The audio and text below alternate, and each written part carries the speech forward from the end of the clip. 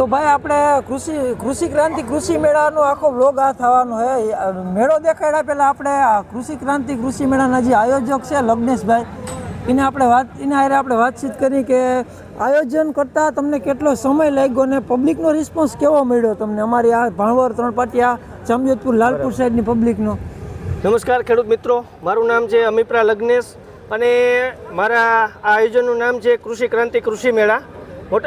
દરેક ખેડૂત ભાઈઓને ખાસ જણાવવાનું કે આવા કૃષિ મેળા હું નહીં પણ કોઈ પણ જગ્યાએ કૃષિ મેળા થતા હોય તો દરેક ખેડૂત ભાઈઓએ આવા કૃષિ મેળાની મુલાકાત લેવી જ જોઈએ, જેના થકી તમને એક જ છત નીચે એક જ વસ્તુની અલગ અલગ પ્રકારની વેરાયટી જોવા મળે। તમે એક વસ્તુનું બીજી વસ્તુ હારે કમ્પેરિઝન પણ કરી શકો છો। 4-5 કંપનીના કોઈ રોટાવેટર છે, થ્રેશર છે, એવી કોઈ પણ ખેતીલક્ષી આઈટમ હોય એનું તમે કમ્પેરિઝન કરો અને ત્યારબાદ તમે એને ખરીદી કરો, જેના થકી તમને એ કંપનીની સ્ટાન્ડર્ડતા, ભાવ ફેર અને સાથે એની ગુણવત્તા અને તેના જે કોઈ ગેરંટી ને એવી બધી વસ્તુ આપતા હોય એની બધાની કમ્પેરિઝન તમે એક છત નીચે કરી શકો છો। ખાસ તો એ કે કૃષિ મેળામાં ઘણી બધી જગ્યાએ થ્રેશર અને બીજી અનેક વસ્તુના ખેતી લાયક વસ્તુના ડિસ્કાઉન્ટ પણ રાખેલા હોય તો ખાસ એનો લાભ પણ તમે ઉઠાવી શકો છો। તમારે જો ખરીદી કરવી જ હોય તો બને ત્યાં સુધી કૃષિ મેળામાંથી ખરીદી કરાય અમારા માર્ગદર્શન પ્રમાણે કે ભાઈ જેના થકી તમને 2-3-7-8 કંપનીની એકારે તમે મુલાકાત લઈ શકો છો। ત્યારબાદ તમને ઈચ્છા હોય તો કરાય, નહીતર પછી બીજી કંપનીમાંથી પણ કરી શકો છો। ઓલું કે જોવાય હાથ ઠેકાણાથી પણ લેવાય એક ઠેકાણે, બરાબર છે।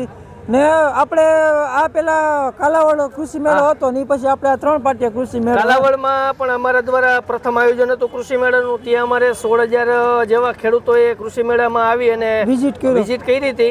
ત્યારબાદ અમે એક રજીસ્ટ્રેશનનો ડેટા હતો એના ઉપર એક એનાલિસિસ કર્યું અને વધારે પબ્લિક અમને લાલપુર ભાણવડ સાઈડનું દેવભૂમિ દ્વારકા જિલ્લાનું જોવા મળ્યું। તેના આધારે અમને લાગ્યું કે આ બાજુના જે જિલ્લા અને તાલુકાના જે પબ્લિક છે એનામાં આવી ખેતીલાયક વસ્તુ જોવાની ઉત્સુકતા વધારે છે। એટલે કીધું કે ભાઈ બધી કંપનીઓમાં તમે જઈ ન શકો પણ બધી કંપનીઓને તો અમે લાવી શકીએ એક પ્લેટફોર્મ ઉપર, એટલા માટે અમે આ બાજુ આયોજન કર્યું। આ આયોજન કરતા અમને 4 મહિના જેવો સમય લાગ્યો। અમારું કાલાવડનું આયોજન હતું ત્યારે જ અમે સાથે એવું વિચારતા હતા નવા લોકેશન વિશેનું, પણ જોતા જોતા રજીસ્ટ્રેશનના ડેટા ઉપરથી અમને આ એક જાણવા મળ્યું અને ત્યારબાદ અમે આ દેવભૂમિ દ્વારકા જિલ્લામાં આયોજન કર્યું 3 પાટિયા પર, પણ ખૂબ જ અમને સરસ અહીંયા રિસ્પોન્સ મળ્યો છે। દિવસમાં રીલ્સ સ્ક્રોલ કરી યુટ્યુબની ચેનલ છે, ફેસબુક ને એવું બધું જોતા રહેતા હોય તો એના માટે ઇન્ફ્લુએન્સર બધા આપણે ઘણા અહીંયા હતા, એની અમે સપોર્ટ લીધો છે અને એના થકી પણ અમને સારી એવી સફળતા મળી છે। એટલે એનો પણ હું આભારી છું અને એનો પણ એક આભાર વ્યક્ત કરું છું કે એ બધી વ્યક્તિઓએ અમને આવા કાર્યમાં અમારો ખૂબ સાથ આપ્યો અને સહકાર આપ્યો।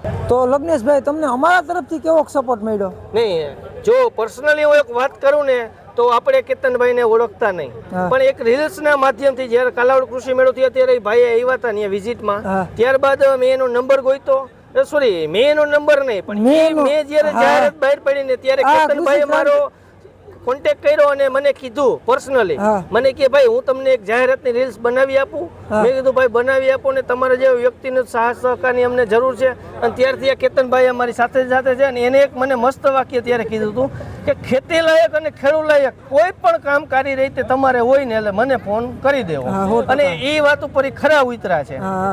ને ખેડૂત મિત્રોને આપણે એક વિનંતી છે કે ગમે અહીંયા કૃષિ મેળો હોય જરૂર એકવાર લાભ લેવો, ખેડૂતોનું હિત છે અહીંયા અને આ કૃષિ મેળો જવાનો અને ખેડૂતો માટે કંઈક ખાસ છે અને માહિતી આપણે લગ્નેશભાઈ આપીએ જો ખેડૂતો માટે તો ખાસ કામની વસ્તુ છે જ અહીંયા, પણ જવાનો માટે સહિત પરિવારો માટે શું ખાસ વસ્તુ છે લગ્નેશભાઈ? હા કેતનભાઈ, આપણે આ કૃષિ મેળાનું આયોજન એ પ્રકારે કરીએ છીએ કે એક સૂત્ર છે કે જય જવાન જય કિસાન। હવે મિત્રો આપણે કૃષિ મેળાના આયોજનથી આપણે કિસાનોનું તો વિચાર્યું કે ભાઈ કૃષિ મેળામાં ખેડૂત ભાઈઓ જોવા માટે આવે, પણ જય જવાન એનો એક અમારા તરફથી એક એવો સંકલ્પ છે કે જે કંઈ આવે અમે કૃષિ મેળાના આયોજન કરીએ છીએ તે કૃષિ મેળામાંથી થતા નફાના અમુક ટકા હિસ્સો અમે શહીદ સૈનિકોના પરિવાર પાછળ વાપરીએ છીએ। જેમાં અમારે કાલાવડ પણ નફો થયો હતો, તે નફામાંથી અમે એક શહીદ સૈનિક હતા મેહુલભાઈ મેપાભાઈ ભળવાર, ગામ જિલ્લો અમરેલી, લાઠી તાલુકાનું ગામ છે, તે પરિવારને અમે થોડી સહાય અમારાથી થાય એટલી કરી હતી અને તેવા જ આ કૃષિ મેળામાંથી જે કાંઈ અમને નફો થશે એટલે અમે એવા કોઈ શહીદ સૈનિકના પરિવારને પણ શોધ કરીએ છીએ કે જેમને સૈનિકે આપણા બધાની આપણા દેશની રક્ષા માટે પોતાનું બલિદાન આપી દીધેલું હોય, તો એવા પરિવાર પાસે પણ અમે મળવા અને એની પાસે પહોંચી શકીએ તો એના માટે પણ અમારે સોશિયલ મીડિયા કે એવા ઇન્ફ્લુએન્સરની પણ જરૂર છે કે કોઈ આવી રીલ્સ કે શેર કરી શકે અને એની માહિતી અમારે સુધી પહોંચાડી 100% શકે. અને મારું એક જ કહેવાનું થાય ક્રિએટર તરીકે નહીં પણ ખેડૂતના દીકરા તરીકે કે લગ્નેશભાઈ આવા નવા કૃષિ મેળા તમે કરતા રહો અને ખેડૂતોના હિત માટે દરેક કાયમ કામ કરતા રહો. ના જય જવાન જય જય કિસાન. કિસાન.